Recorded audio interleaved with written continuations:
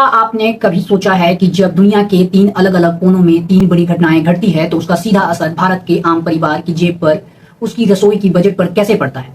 इस वक्त 7 समंदर पार मिडिल ईस्ट के स्ट्रेट ऑफ हॉर्मुज में अमेरिका और ईरान की बारूदी जंग चल रही है। वहां से दुनिया की 1/3 तेल गुजरता है। दूसरी तरफ यूक्रेन पर रूस ने अब तक की सबसे बड़े मारक हाइपरसोनिक मिसाइल से हमला कर दिया है।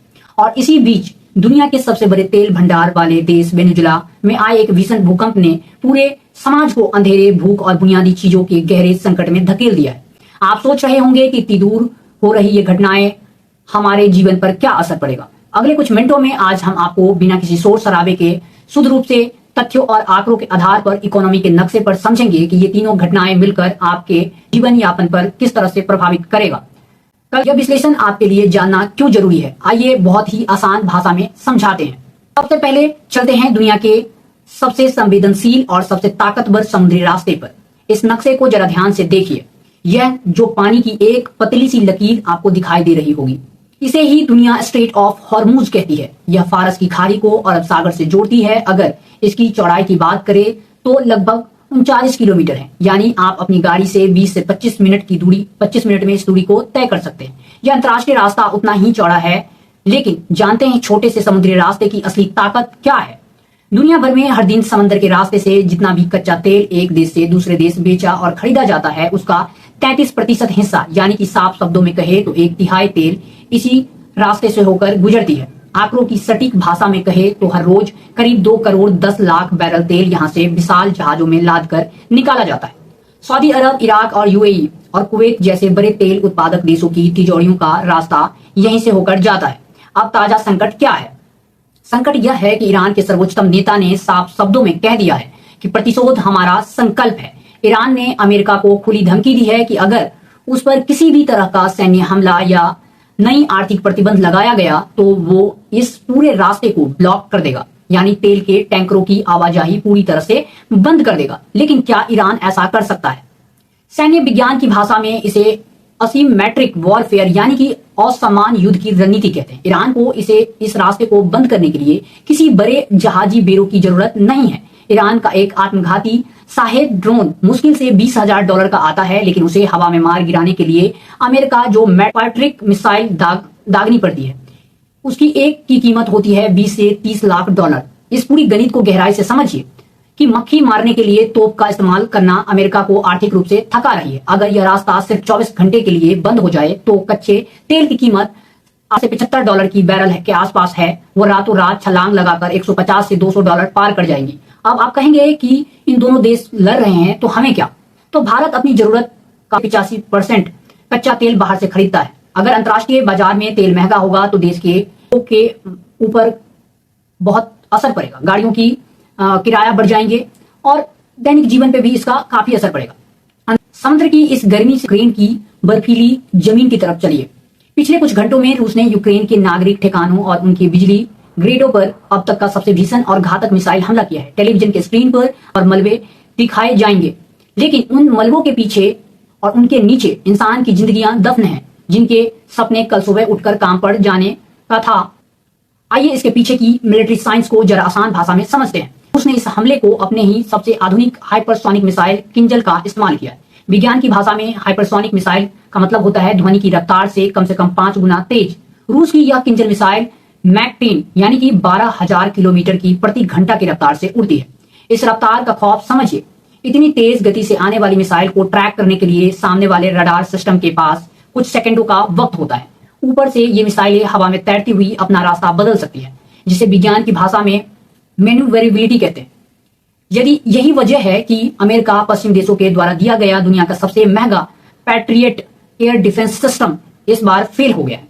मिसाइल सीधे निशाने पर जाकर गिरी है, लेकिन रूस ने वहां सिर्फ ताकत नहीं, एक बेहद शातिर वैज्ञानिक तरीका भी अपनाया है, जिसे सैन्य विज्ञान में सिमुलेशन अटैक कहा जाता है। इसे साधारण भाषा में ऐसे समझिए कि किसी भी इंसान पर एक साथ 100 पत्थरों का कंकर फेंका जाए तो वो कितने पत्थरों को रोक पाएगा। रूस पहले हवा में दर्जनों सफेद और सस्ते शाहेद ड्रोन को छोड़ देता है। यूक्रेन के रडार इसे देखते हैं, इन्हें मार गिराने में अपनी कीमती और सीमित एयर डिफेंस मिसाइल खर्च कर देता है। जैसे ही यूक्रेन का सिस्टम रिलोड होने के लिए खाली होता है, ठीक उसी सेकंड में पीछे से अपनी असली घातक हाइपरसोनिक मिसाइल दाग देता है। डिफेंस सिस्टम ओवरलोड होकर क्रैश हो जाता है और पीछे सिर्फ तबाही की तस्वीर बचती है। अब इसका दुनिया पर क्या असर पड़ेगा? यूक्रेन को दुनिया का अन्न भंडार कहा जाता है। वहां से पूरी दुनिया को गेहूं, मक्का, सूरजमुखी का तेल सप्लाई होता है। जब रूस और के बंदरगाहों और बिजली प्रणालियों को नष्ट करता है तो वैश्विक फूड सप्लाई चेन पूरी तरह से टूट जाती है। यूक्रेन में गिरी एक मिसाइल दुनिया के किसी दूसरे कोने में बैठे किसी गरीब परिवार के जीवन यापन को बुरी तरीके से प्रभावित करता है। और मिसाइल के इस इंसानी तबाही के बीच अब जरा उसी तबाही को देखिए जो प्रकृति ने मचाई है। दक्षिण अमेरिका का एक देश वेनेजुला, वहां एक भीषण भूकंप आया, लेकिन हम बात करेंगे उस सामाजिक और मानवीय मलबे की जिसके नीचे वेनेजुला का पूरा समाज तबाह हो चुका है। वेनेजुला पहले से ही एक भयंकर आर्थिक मंदी, राजनीतिक अस्थिरता और हाइपर इन्फ्लेशन यानी कि अत्यधिक महंगाई से गुजर रहा था। इसी बीच प्राकृतिक झटके ने वहां के समाज पर गहरे असर और प्रभावित किया है, जिससे आपकी रूहें कांप जाएंगी। बेघर लोग, हजारों पुरानी और कमजोर इमारतों जमीन के अंदर दब चुकी है। गरीब मध्यम वर्ग के लोग आसमान में नीचे सरकारी स्कूलों में, अस्थायी शिविरों में रहने के लिए मजबूर हो गए, जहां बुनियादी सुविधा के नामो निशान नहीं है। स्वास्थ्य सेवा का ठप होना, आर्थिक पाबंदियों की वजह से वेनेजुला के अस्पतालों में पहले से ही दवाइयों की भारी कमी थी। अब घायलों की अचानक संख्या बढ़ गई है। वहां पूरी मेडिकल व्यवस्था को वेंटिलेटर पर ला दिया है। पीने के साफ पानी की पाइपलाइन टूट गई है, जिससे प्रभावित इलाकों में हैजा और महामारी का खतरा मंडरा रहा है। मुकम्मल ब्लैकआउट। भूकंप ने बिजली के बड़े बड़े ग्रिडों को उखाड़ दिया है। पूरे देश में अंधेरे में डूबा हुआ है। मोबाइल टावर गिरने से इंटरनेट बंद है और लोग अपनी सपनों की कुशलता से जानने के लिए तरस रहे हैं। और असुरक्षा दुकानों के मलबे में दब चुकी है। खाने पीने की चीजें की ऐसी किल्लत है कि कुछ ही इलाकों में भूख के मारे लूट की खबरें आ रही हैं, जिसने कानूनी व्यवस्था को पूरी तरह से बिगाड़ दिया। बच्चों पर मानसिक आघात हुआ है। बार बार आने वाले ऑप्ट शॉक के डर से लोग घरों में जाने से डर रहे हैं। स्कूल बंद है। अपने को खोने के गम में वहां के बच्चे की मानसिक स्वास्थ्य पर गहरा घाव हुआ है। त्रासदी को देखिए। और वेनेजुला के पास दुनिया का सबसे बड़ा प्रमाणित कच्चे तेल का भंडार है। वो देश को और पूरी दुनिया को रोशन करने की ताकत रखता है। आज उसके खुद के बच्चे अंधेरे और भूखे पेट सो रहे हैं। तो आज हम डेमोक्रेसी स्क्वाड के इस बुलेटिन में हमने क्या देखा? 21वीं सदी के यह दुनिया कितनी नाजुक है। स्ट्रेट ऑफ हॉर्मुज का समंदर हो, यूक्रेन का आसमान हो या वेनेजुला की जमीन हो, हर जगह सिर्फ आम इंसान पिस रहा है। विज्ञान ने हमें हाइपरसोनिक मिसाइल बनाना तो सिखा दिया, लेकिन एक भूखे बच्चे का पेट कैसे भरा जाए ये हमारे सनकी नेताओं को नहीं सिखा पाई।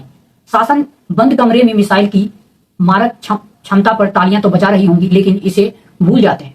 युद्ध और आपदा की कीमत आम आदमी चुकाते हैं। एक जिम्मेदार नागरिक बनिए, समाज में चलते रहे हलचलों को पैनी नजर रखिए और निष्पक्ष पत्रकारिता का समर्थन करने के लिए सवाल पूछते रहिए, क्योंकि सवाल पूछना लोकतंत्र की पहली शर्त है। आपको हमारी यह डेटा फैक्ट्स आधारित स्वतंत्र रिपोर्ट कैसी लगी? आपको ये राय कमेंट बॉक्स में लिखिए। हमारे चैनल डेमोक्रेसी स्क्वाड को सब्सक्राइब कीजिए, बेल आइकन दबाइए और इस वीडियो को ज्यादा से ज्यादा लोगों तक शेयर कीजिए, ताकि सच की यह गंभीर आवाज हर घर तक पहुंचे और हमारे एक डिजिटल मंच को मजबूती मिले। मुझे और मेरी प्रोडक्शन टीम को दे दीजिए इजाजत। देखते रहिए डेमोक्रेसी स्क्वाड। यहाँ जनता का मंच है और सच का आवाज है। नमस्कार।